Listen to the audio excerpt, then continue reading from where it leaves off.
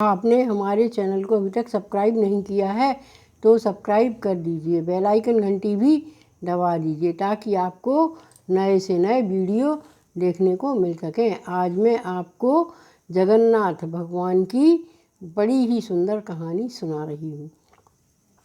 चैत के महीने में जगन्नाथ स्वामी जी की पूजा होती है। जगन्नाथ जी स्वामी की पूजा हमें बड़े ही विधि विधान से करना चाहिए। आज मैं उनकी जगन्नाथ जी की कृपा की कहानी सुना रही हूँ। सुनिए। जगन्नाथ जी बहुत ही दयालु थे। जगन्नाथ जी हर पर बहुत अधिक दया करते हैं और सबके भंडार भर देते हैं।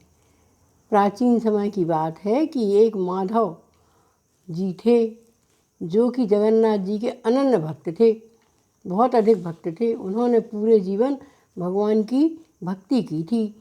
अब वृद्धावस्था आ गई थी, उनका शरीर क्षीण हो चुका था। अब उनके शरीर से जगन्नाथ जी भगवान की सेवा होती नहीं थी और भक्ति भी नहीं होती थी। उनके बहुत अधिक शिष्य भी थे। तो एक बार वो बहुत अधिक बीमार हो गए माधव जी। तो जो है सभी शिष्य उनकी सेवा करने को जाते थे। तो वो कहते थे नहीं नहीं, हमारे हैं ना जगन्नाथ स्वामी जी, हमें आपकी किसी की आवश्यकता है ही नहीं, और सबको भगा देते थे। तो सभी शिष्य निराश होकर लौट जाते थे। एक बार क्या हुआ कि वो इतने अधिक बीमार हो गए कि बिस्तर पर ही उनके नित्य कर्म जो होते हैं वो मलमूत्र व बिस्तर पर ही छूटने लगे। जगन्नाथ स्वामी जी से नहीं रहा गया। वह छोटे से बालक के रूप में गए और जो है माधव जी की सेवा करने लगे। माधव जी तो अचेत थे, उनको कुछ ज्ञान नहीं था, और जो है भगवान जगन्नाथ जी स्वामी उनकी अच्छी से सेवा करते, साफ सफाई करते, नए बिस्तर बिछाते, उनको नए वस्त्र पहनाते, उनको नहलाते धुलाते, उनको जो कुछ थोड़ा बहुत खिचड़ी विचड़ी खाते थे तो बना के खिला देते थे। करीब 15 दिन व्यतीत हो गए। अब माधव जी को थोड़ा सा होश आया तो उन्होंने पूछा, आपने हमारी इतनी सेवा की है, आप कौन हैं? आप सच सच बताइए। ऐसा तो मेरा कोई शिष्य नहीं है जो कि मेरे नित्य कर्म मूल मृत्यु तक की मूत्र और मैल तक की सफाई करे। आपने तो मेरी बहुत अधिक सेवा की है, आपने मुझे सेवा करके फिर से उठा लिया है। तो जगन्नाथ जी स्वामी ने उनको दर्शन दिए तो वो पैरों तले गिरे और कहने लगे कि आपने तो हमारे ऊपर बहुत अधिक पाप चढ़ा दिया है, मैं इस पाप से कैसे ऋण होऊंगा।